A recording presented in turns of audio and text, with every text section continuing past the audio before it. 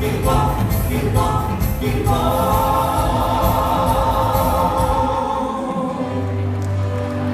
ke buah berikutnya. Kita menuju Tapanuli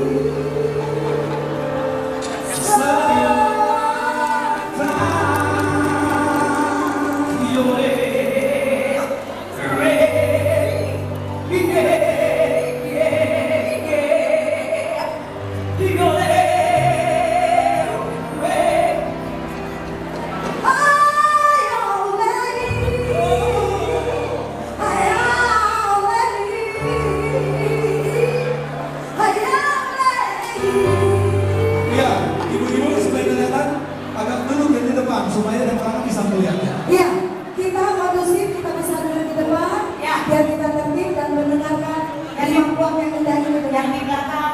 Iya, iya, semua duduk di depan tertib. William, naik aho. Boleh kita tertib sambil joget, boleh? Balikin sabor, tabulat pinsan, tabulat musiknya ayo. Lihat banget ya.